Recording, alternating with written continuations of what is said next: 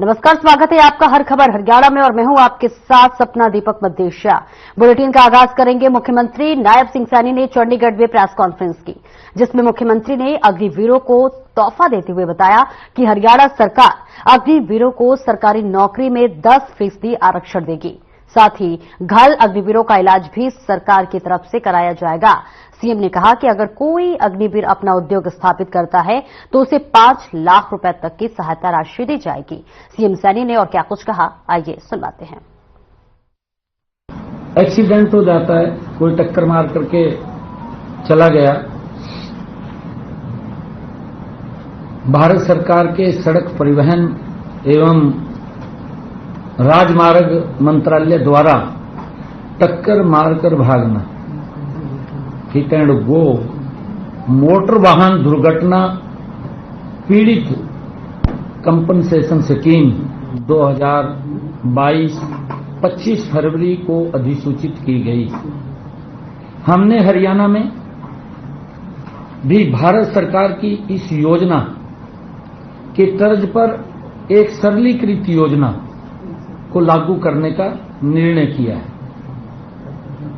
हरियाणा सरकार प्रदेश में यातायात दुर्घटना के पीड़ितों को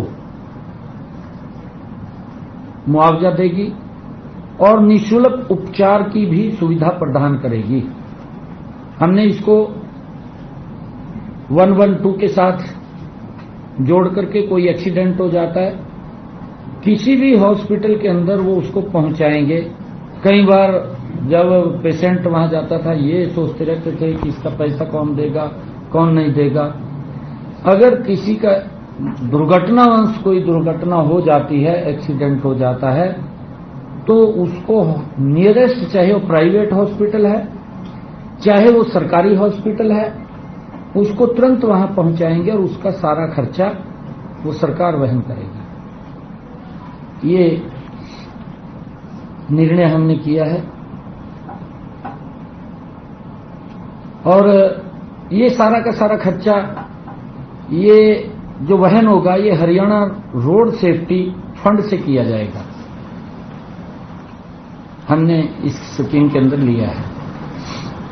इस स्कीम के तहत बीमाकृत तथा बीमा रहित वाहनों और टक्कर मारकर भागने वाले वाहन दुर्घटनाओं के पीड़ितों को कैशलेस उपचार की सुविधा प्रदान की जाएगी। इस स्कीम को सही ढंग से लागू करने के लिए स्थायी समिति का गठित करने का प्रावधान किया गया है। स्थायी समिति का गठन करने का प्रावधान इसके अंदर किया गया है। इस समिति में सड़क परिवहन और राजमार्ग मंत्रालय के अधिकारी तथा साधारण बीमा परिषद के प्रतिनिधि शामिल किए गए हैं। इसके अतिरिक्त इस स्कीम को जिला स्तर पर उचित रूप से लागू करने के लिए एक जिला स्तरीय कमेटी का भी गठन किया जाएगा। किसी भी आवेदक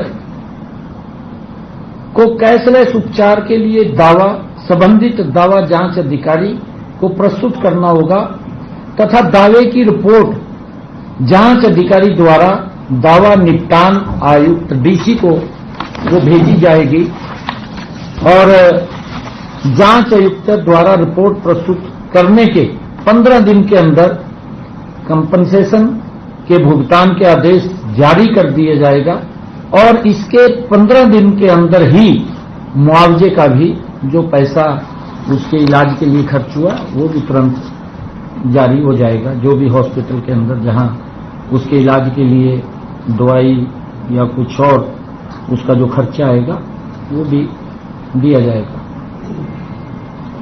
अगर दुर्घटना में पीड़ित की मृत्यु हो जाती है तो कंपनसेशन का भुगतान उसके परिजनों को किया जाएगा। घायल होने की अवस्था में पीड़ित को ही मुआवजा दिया जाएगा। ये हमने जो हॉस्पिटल में दाखिल हो गया उसको सरकार पैसा दे दिया। नहीं, मुआवजा हुआ है, मुआवजा मान ले डेथ होगी कैशलेस वाला, कैशलेस 15 दिन का जो आप फोन के बाद हो गया, कैशलेस ही हो गया। नहीं, कैशलेस हो गया। मान ले, एक मिनट में पूरा बता देता हूँ। हॉस्पिटल के अंदर पेशेंट चला गया, डॉक्टर चाहे वो प्राइवेट है चाहे सरकारी है, उसके ऊपर जो दवाई का खर्चा है, मार्केट से दवाई आई है, जो भी खर्चा उसके ऊपर हुआ उसका तो बिल लेगा ना डॉक्टर। कैशलेस क्या हो? नहीं, हॉस्पिटल को पेमेंट करना, हॉस्पिटल को, वही कह रहा हूँ। यही कह रहे हैं, सीएम साहब कह रहे हैं कि मुआवजा अगर दुर्घटना में कोई डेथ हो जाती या अपाहिज हो जाता है तो फैमिली या परिवार, हॉस्पिटल को जो भी डॉक्टर है, वही बात मैंने कही कि डॉक्टर जो इलाज करेगा उसका जो खर्चा हुआ है। डॉक्टर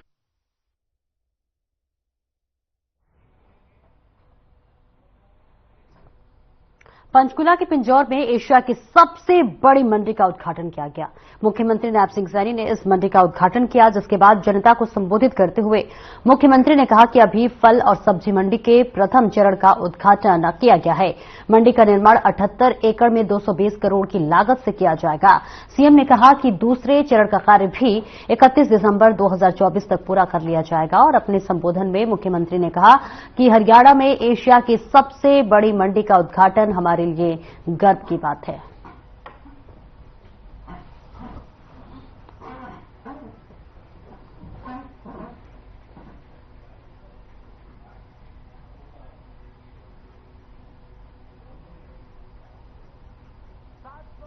करोड़ रुपए की राशि सीधी किसान के खाते में डालने का काम भी इन 10 वर्षों के अंदर ये हमारी सरकार ने किया है। मुझे ये भी खुशी है कि हमारी सरकार ने मुख्यमंत्री बागवानी बीमा योजना वो शुरू की है। इस योजना बागवानी फसलें जिसमें फलों की, सब्जियों के लिए 750 रुपए से लेकर के 1000 रुपए प्रति एकड़ प्रीमियम के साथ सब्जियों, मसाला फसलों में 30,000 रुपए व फलों में 40,000 रुपए के मुआवजे का भी प्रावधान हमारी सरकार ने किया है। और इसका लाभ हमारे हरियाणा प्रदेश का वो किसान उठा रहा है।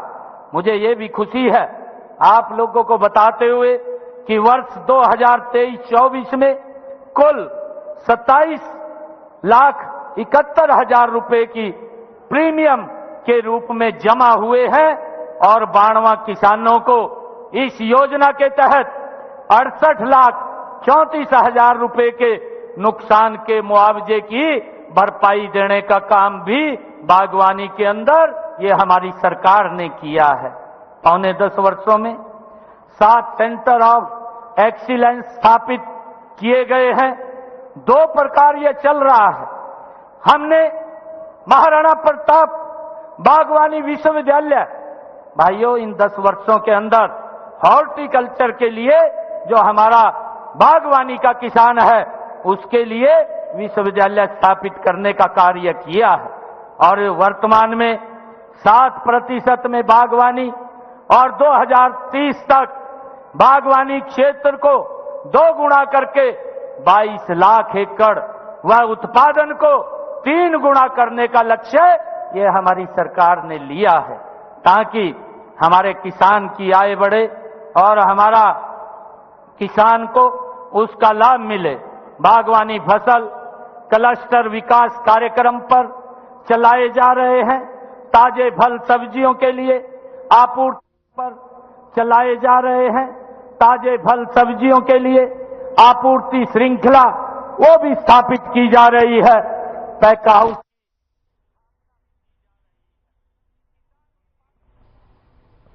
प्रदेश में विधानसभा चुनाव को कुछ माह ही बाकी रह गए हैं और ऐसे में कांग्रेस ने भी अब हाईवे बेल्ट को मजबूत बनाने को मकसद को लेकर हरियाणा मांगे हिसाब और कांग्रेस से आस अभियान के तीसरे दिन सांसद दीपेंद्र सिंह हुड्डा ने सोनीपत के राय क्षेत्र से पद यात्रा शुरू कर बहलगाड़ तक निकाली। आपको बताते चले इस दौरान उनके साथ कांग्रेस विधायक सुरेंद्र पंवार और सांसद सतपाल ब्रह्मचारी के अतिरिक्त भारी संख्या में कांग्रेस पार्टी के कार्यकर्ता मौजूद रहे। इस दौरान दीपेंद्र सिंह हुड्डा ने कहा कि बीजेपी के शासनकाल में हरियाणा की जनता रोजगार को तरस रही है और अपराध बेलगाम हो चुका है।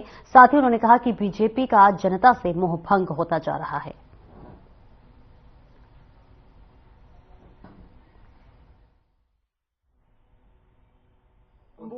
का हमारे सरकार से हम ये कहना चाहते हैं कि शंभू बॉर्डर खोला जाए। अंबाला वासी बहुत त्रस्त है। मैं कल अंबाला शहर में था, मेरा कार्यक्रम।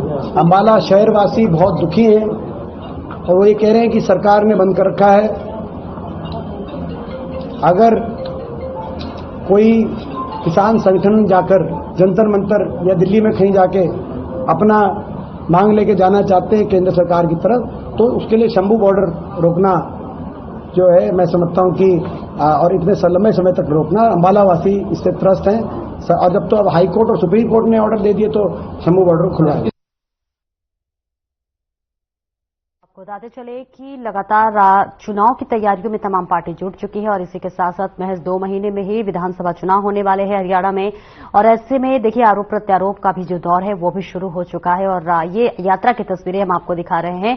दीपेंद्र सिंह हुड्डा के द्वारा ये यात्रा निकाली गई और इसी के साथ साथ आपको बताते चले कि कांग्रेस अब हरियाणा मांगे जवाब के जो है यात्रा अब निकाल चुकी है और इसी के साथ साथ बीजेपी पर भी जमकर निशाना साधा जा रहा है और इसी के साथ साथ ये आरोप भी लगाए जा रहे हैं कि 10 सालों में बीजेपी ने कुछ भी नहीं किया है और अब जो है वक्त आ गया है सरकार बदलने की। तो ऐसे में लगातार कांग्रेस की तरफ से ये बड़ा अभियान चलाया जा रहा है, ये यात्रा निकाली जा रही है जिसमें दीपेंद्र हुड्डा भी शामिल रहे और इसी के साथ साथ उन्होंने तमाम आरोप लगाते हुए बीजेपी पर जमकर हमला बोला, तंज कसा और इसी के साथ साथ उन्होंने कहा कि जो 10 साल का कार्यकाल बीजेपी का रहा है उसमें युवा रोजगार रहे, महंगाई बढ़ी और इसी के साथ साथ तमाम मुद्दों का जिक्र करते हुए दीपेंद्र सिंह हुड्डा ने बीजेपी सरकार पर जमकर निशाना साधा।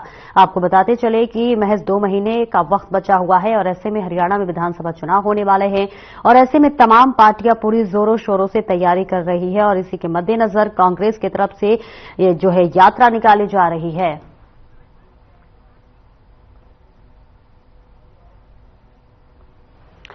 वहीं कृषि एवं किसान कल्याण और पशुपालन एवं डेयरी मंत्री कंवरपाल ने बुधवार को हरियाणा निवास में पशुपालन एवं डेयरी विभाग के उच्च अधिकारियों की बैठक की अध्यक्षता की। पशुपालन एवं डेयरी मंत्री ने प्रदेश में गायों की नस्ल में सुधार के लिए विशेष निर्देश देते हुए कहा कि आधुनिक तकनीक का इस्तेमाल करके बछड़ों के बजाय बछड़ियों की जन्म दर पर बढ़ाने पर फोकस करें क्योंकि वर्तमान मशीनें जो है युग में कृषि आदि के कार्यों में बछड़ों का प्रयोग न के बराबर हो गया है। उन्होंने कहा कि हर जिला में कम से कम एक गौशाला को नस्ल सुधार के लिए विभाग द्वारा गोद लिया जाना चाहिए ताकि भविष्य में ज्यादा दूध देने वाली गायों की संख्या बढ़ सके। उन्होंने पंचकुला में स्थित PAMC की तर्ज पर राज्य के अन्य जिलों में भी जो है पेट केयर सेंटर खोलने के निर्देश देते हुए कहा है कि वर्तमान में छोटे परिवार होने के कारण विशेषकर शहरी क्षेत्रों में पालतू जानवर रखने का प्रचलन बढ़ा है।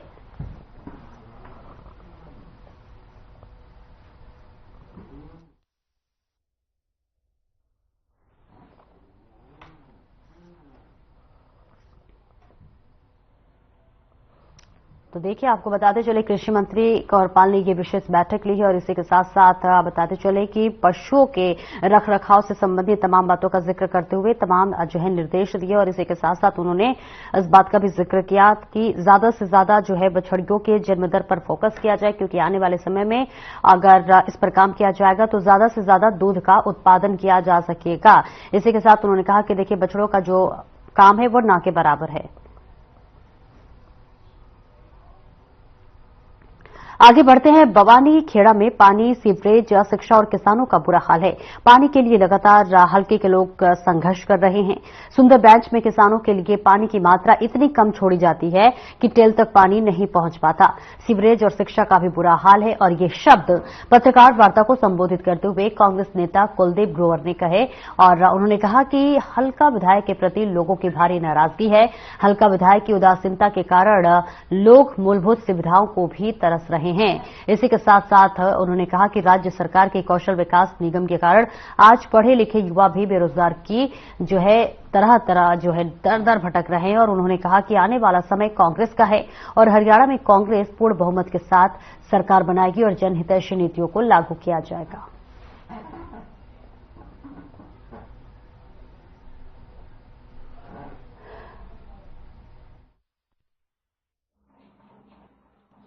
बवानी खेड़ा में तो समस्या ही समस्या है। सबसे बड़ी समस्या यहाँ किसानों का मुद्दा और पानी की समस्या।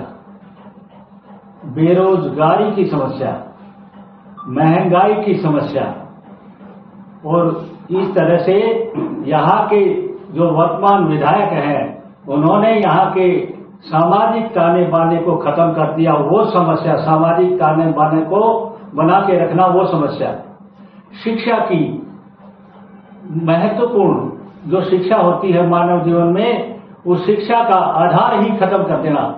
यहाँ पर शिक्षा लगभग ना के बराबर है।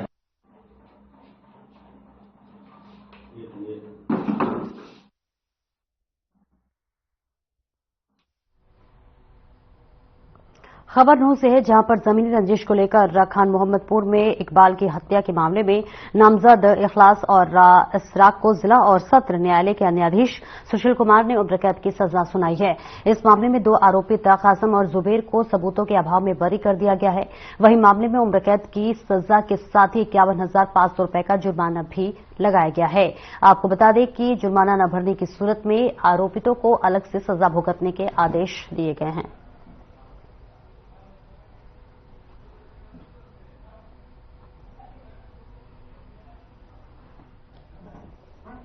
थाने में एक एफआईआर हुई थी, एफआईआर नंबर 180/19। स्टोरवास गांव है जो वहाँ पे उसका क्या नाम है मामला है, जो पीएस नगी नाम है। ये एक इकबाल, इसराक और कुछ जो अन्य लोग थे इसमें, जो जुल्फान जो जिसमें शिकायत करता था, जिसने एक मुकदमा दर्ज कराया था कि उनकी कुछ लोगों से पार्टीबाजी थी, इसराक, इखलास और जुबैर वगैरह से।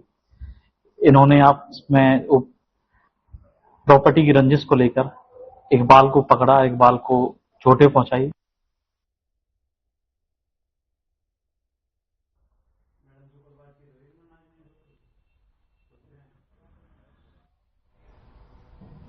अंबाला में किसानों और पुलिस के बीच सहमति बनी। आपको बता दें कि पुलिस ने हिरासत में लिए किसानों को रिहा कर दिया है।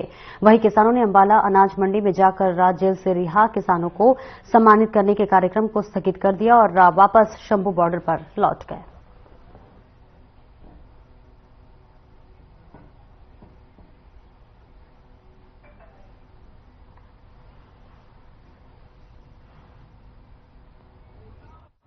लेकिन परिस्थितियों को देखते हुए धारा 144 लागू थी, तो इसलिए इनको जिले के बाहर ही यहाँ रुका गया है और इनसे बातचीत हो गई है और ये सहमति बनी है कि ये धारा 144 की उल्लंघना नहीं करेंगे। हमारे तय किए गए रूट से ये शंभू बैरियर चले जाएंगे। इनसे सभी बातचीत हो गई और सभी पूरी law and order situation control में। क्या जिन किसानों को डिटेन किया गया था उन्हें छोड़ा जाएगा? हाँ, वो तो आज के लिए टेम्परेरी कुछ डिटेंशन थी, उनको तो बातचीत चल रही थी, उनसे उन सबको छोड़ दिया गया। कितने किसान थे? एग्जैक्ट फिगर तो नहीं है, लेकिन सबको छोड़ दिया गया।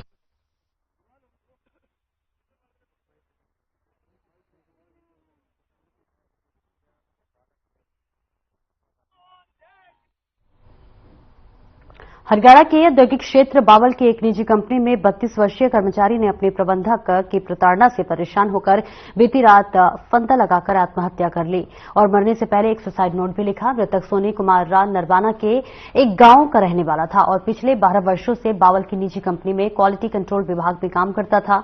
कर्मचारी साथी व यूनियन प्रधान ने बताया कि मृतक सोनी का कंपनी प्रबंधक ने विभाग बदलकर उन्हें प्रोडक्शन में भेज दिया और जब कर्मचारियों की कंपनी प्रबंधन से सहमति नहीं बनी तो सोनी कुमार ज्यादा तनाव में आ गया और उसने यह कदम उठा लिया।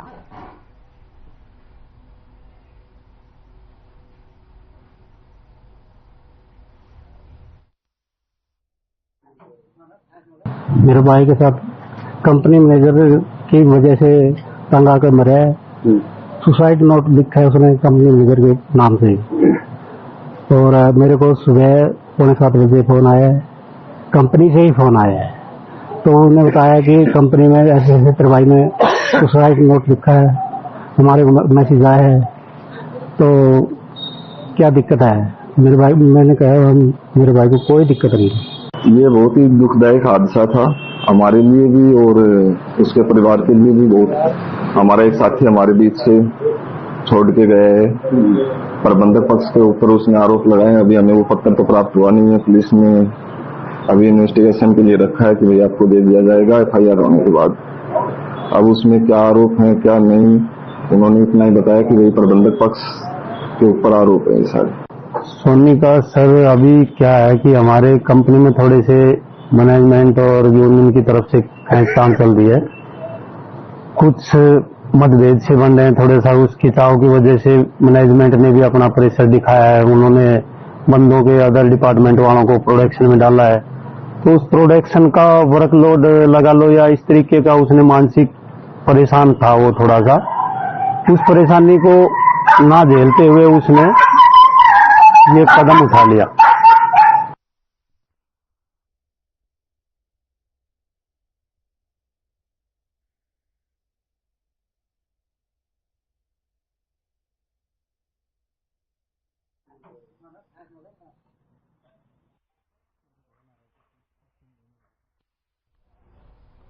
नानौंद के गांव खांडाखेड़ी की सड़क पर 6 महीने से गंदा पानी जमा हुआ है, जिसका समाधान न होने से लोगों में रोष है। अब गुस्साए लोगों का जब सब्र का बांध टूटा तो उन्होंने सड़क पर जाम लगा दिया। जाम की सूचना मिलते ही नारनौंद के तहसीलदार तरुण प्रकाश, नायब तहसीलदार उमवीर और नारनौंद थाना पुलिस मौके पर पहुंची। तहसीलदार तरुण ने लोगों को जल्द से जल्द पानी निकलवाने और इसका स्थायी समाधान करवाने का आश्वासन दिया, जिसके बाद लोगों ने करीब 1 घंटे तक जाम खोला। तो वही मामले में नारनौंद नगरपालिका के पार्षद संदीप सिंह और राजेश का कहना है कि जुलाना खांडा खोड़ी वासा बुढ़ान तरफ जाने की सड़क पर की सफाई न होने के चलते गंदा पानी ओवरफ्लो हो जाता है। कम से कम 4 साल हो गए। 4 साल में 20 दफा तो एसडीएम के पास जाए, दरखास्त दिया है भाई, यानी कि अपने लिखित में 20 बार। पूरा गांव का ये रास्ता है फिरनी का, कोई भी गांव का, बास का, खंडे का, पेटवाड़ का, सुलचानी का, वो कहीं का भी आवे तो यहीं से रास्ता जाता है। बुरा हाल है, छोटे छोटे बच्चे जो स्कूल में से आते हैं वो इसमें पड़ जाते हैं। प्रशासन का कोई भी जू नहीं रोक रही। कम से कम हरियाणा के विभिन्न इलाकों में डेंगू, चिकनगुनिया एवं मलेरिया के मामले लगातार सामने आने लगे हैं। यमुनानगर में भी डेंगू के 3 और चिकनगुनिया के 2 मामले सामने आ चुके हैं। वहीं मलेरिया का 1 केस रिपोर्ट हुआ है। यमुनानगर की deputy civil surgeon doctor Sushila Saini ने बताया कि यमुनानगर जिला में डेंगू एवं चिकनगुनिया के 5 मामले सामने आ चुके हैं, जबकि मलेरिया का 1 मामला सामने आया है। उन्होंने कहा है कि जिस व्यक्ति को मलेरिया हुआ है वह उत्तर प्रदेश के सीतापुर का रहने वाला है और हमने भी वहां भी स्वास्थ्य विभाग को इन्फॉर्म किया। उन्होंने कहा कि डेंगू व चिकनगुनिया को जो मामले हैं उनके लगातार सामने आ रहे हैं और बाहर के, लेकिन फिलहाल यहां के रह रहे इस मामले में भी जांच की जा रही है।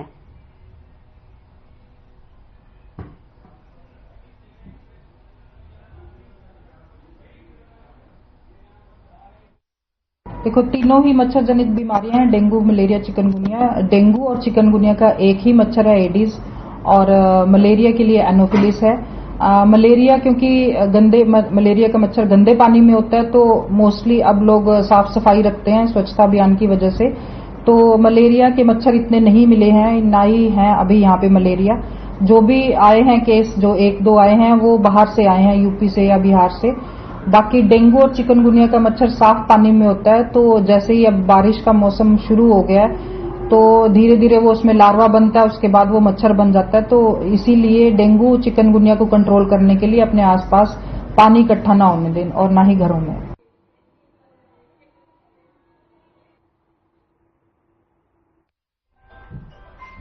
और इस बुलेटिन में इतना ही। खबरों का सिलसिला आगे भी जारी रहेगा। नमस्कार।